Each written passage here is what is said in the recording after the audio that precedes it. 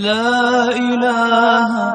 إلا الله لا إله إلا الله لا نحمده ونصلي على رسوله الكريم أما بعد فأعوذ بالله من الشيطان الرجيم بسم الله الرحمن الرحيم وأوحينا إلى موسى أن أسر بعبادي إنكم متبعون فأرسل فرعون في المدائن حاشرين إن هؤلاء لشرذمة قليلون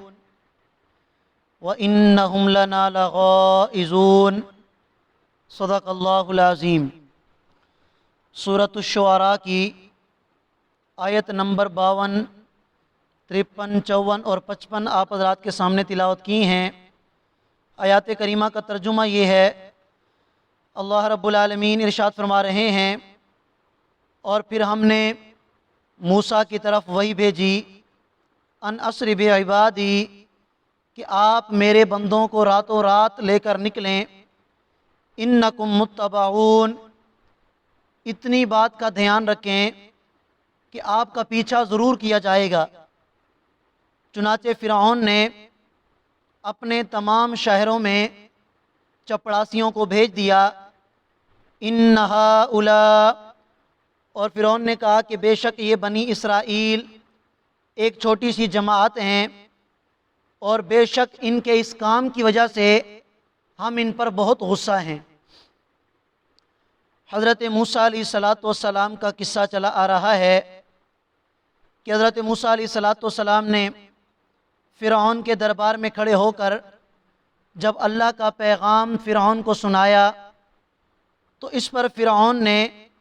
حضرت موسیٰ علیہ السلام کی بات کو ماننے سے انکار کر دیا۔ حضرت موسیٰ علیہ السلام نے اپنی دعوی نبوت پر دلیل بھی پیش کی، پھر بھی یہ بات فرعون کو سمجھ میں نہ آئی، تو حضرت موسیٰ علیہ السلام کی طرف اللہ تعالیٰ نے وحی بھیجی کہ یہ تو سمجھنے والا ہے نہیں، لہٰذا آپ بنی اسرائیل کو راتوں رات چوری چھپے لے کر نکل جائیں یہاں سے، اور ساتھ ہی اس بات پر متنبہ بھی فرما دیا کہ اے موسیٰ، اس بات کا خیال رکھنا ہے کہ یہ لوگ آپ کا پیچھا ضرور کریں گے، لیکن آپ نے گھبرانا نہیں ہے، ہماری مدد، ہمارا تعاون تمہارے شامل حال ہوگا، تو آپ نے پریشان نہیں ہونا، آپ کا پیچھا ضرور کیا جائے گا۔ چنانچہ ایسے ہی ہوا۔ حضرت موسیٰ علیہ السلام راتوں رات بنی اسرائیل کو لے کر نکلے۔ صبح جب فرعون کو خبر ہوئی تو فرعون نے سب سے پہلا کام یہ کیا کہ اڑوس پڑوس کے جتنے بھی شہر تھے وہاں پر اپنے چپڑاسیوں کو بھیج دیا اور کہا کہ ان سب کو یہاں پر جمع کرو۔ جب ان کو جمع کیا گیا تو فرعون نے ایک تقریر کی، اور اس تقریر میں یہ بات، یعنی ان کا ذہن بنایا کہ بنی اسرائیل کا مقابلہ کرنا کوئی مشکل نہیں ہے، یہ ایک چھوٹی سی جماعت ہے، اگر ہم سارے مل کر مسلح ہو کر ان پر حملہ کریں گے، ان کا تعاقب کریں گے، تو ان کو پکڑنا بڑا آسان ہے۔ اور فرعون کے لیے سب سے بڑی پریشانی یہ تھی کہ بنی اسرائیل کے مرد، عورتیں، بچے جتنے بھی تھے وہ سارے کے سارے مزدوری کا کام کرتے تھے۔ اب اگر یہ سارے چلے جاتے تو یہاں ان کے سارے کام دھرے کے دھرے رہ جاتے، تو یہ پریشان تھے کہ بنی اسرائیل کا یہاں پر ہونا ہمارے لیے بڑا ضروری ہے، ہمارے سارے کام کاج یہ کرتے ہیں، ہم ان کے بغیر کیا کریں گے۔ چنانچہ فرعون نے سب کو جمع کیا، یہ بیان کیا، تقریر کی، وَإِنَّا لَجَمِيعٌ حَاضِرُونَ، اور فرعون نے کہا کہ ہم سب کے سب مسلح ہو کر ان کا پیچھا کریں اور ان کا تعاقب کریں۔ اللہ فرماتے ہیں فَأَخْرَجْنَاهُمْ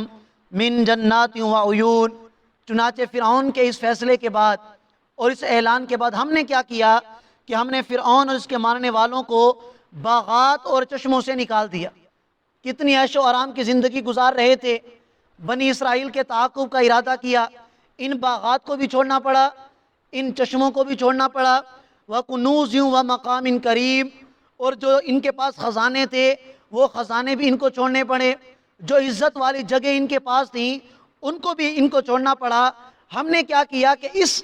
طریقہ کار سے اور اس ہیلے پانے سے ہم نے یہاں سے ان کو نکال دیا۔ کذالک، یہ سارا واقعہ اسی طرح ہوا۔ وَأَوْرَثْنَاهَا بنی اسرائیل، اور پھر ان تمام چیزوں کا مالک اور وارث ہم نے کس کو بنا دیا؟ بنی اسرائیل کو بنا دیا۔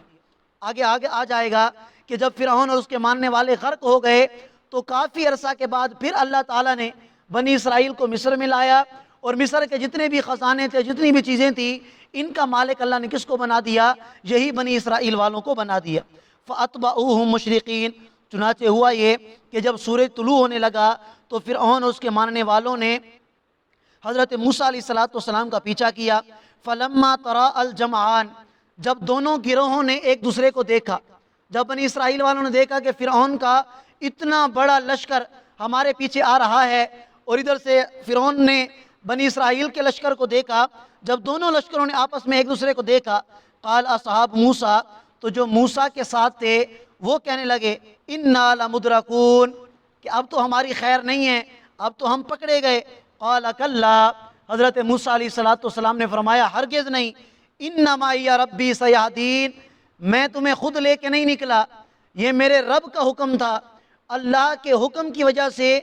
ہجرت کا حکم آیا، اس وجہ سے میں تمہیں لے کے نکلا ہوں، تو میرے رب کی مدد میرے ساتھ ہے۔ فرعون کیا اس جیسے کئی لاکھوں لشکر بھی آ جائیں تو یہ ہمارا کچھ بھی نہیں بگاڑ سکتے۔ چنانچہ فَأَوْحَيْنَا إِلَى مُوسَىٰ، اللہ فرماتے ہیں کہ ہم نے موسیٰ کی طرف وحی کی، أَنِ اضْرِب بِعَصَاكَ الْبَحْرَ، کہ یہ جو سمندر تمہارے سامنے ہے اپنے عصا کو اس سمندر پہ مارو۔ حضرت موسیٰ علیہ السلام نے جب مارا فَانْفَلَقَ، تو اس کا پانی پھٹ گیا، فَكَانَ كُلُّ فِرْقٍ كَالطَّوْدِ الْعَظِيمِ، اور اس سمندر کے اندر اللہ تعالیٰ نے 12 راستے بنا دیے، اور ہر حصہ ایک بڑے پہاڑ کی طرح تھا۔ جیسے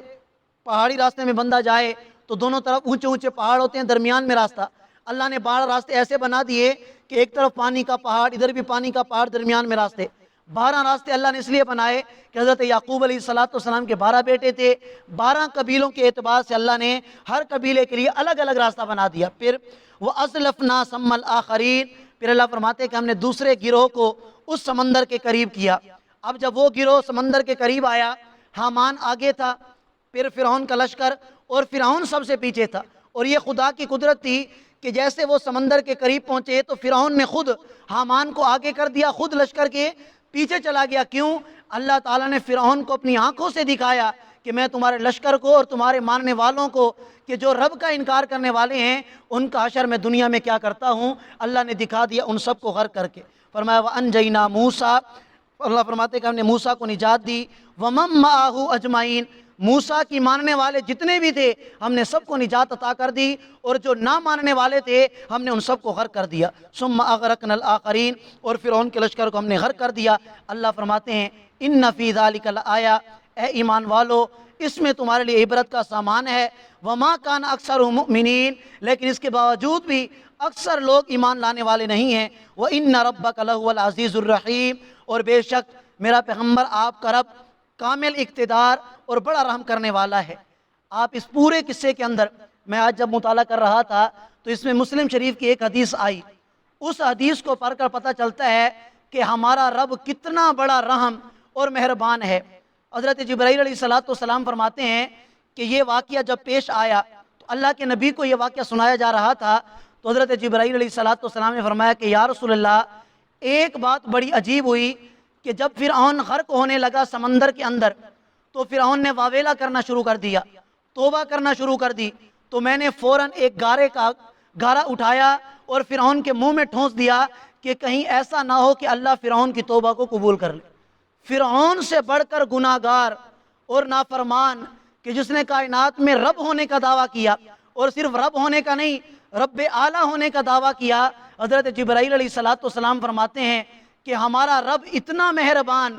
اور اتنا کریم رب ہے کہ مجھے اس بات کا اندیشہ ہو گیا کہ کہیں اللہ فرعون کی توبہ کو قبول نہ کر لے۔ میں نے گارا اٹھا کے فرعون کے منہ میں ٹھوس دیا۔ اور آج ہم مسلمان، میں نے شروع میں یہ بات عرض کی تھی کہ یہ واقعات میری اور آپ کی نصیحت کے لیے ہیں۔ ہم نے اس سے کیا نصیحت حاصل کرنی ہے کہ جو رب فرعون جیسے گناہگار کو معاف کر سکتا ہے، آخری وقت میں اس کی توبہ کو قبول کر سکتا ہے۔ حضرت جبرائیل علیہ السلام اللہ کے تمام فرشتوں میں مقرب ترین فرشتے ہیں، اور حضرت جبرائیل اس بات کو اچھی طرح جانتے ہیں کہ اللہ تعالیٰ کا کرم کتنا زیادہ اور فضل کتنا زیادہ ہے۔ تو اگر میں اور آپ اپنے گناہوں کی توبہ اللہ سے مانگ کر اللہ سے صلح کرنے پہ آ جائیں اور پوری زندگی قرآن و سنت کے مطابق گزارنے کا اللہ کے ساتھ عہد کر لیں تو کیا اللہ ہمارے گناہوں کو معاف نہیں فرمائیں گے؟ یقیناً اللہ ہمارے گناہوں کو معاف فرمائیں گے، اور انشاءاللہ دنیا آخرت میں ہمارے لیے کامیابی کے دروازے کھلیں گے۔ اللہ ہم سب کو عمل کرنے کی توفیق عطا فرمائے۔ جزاکم اللہ۔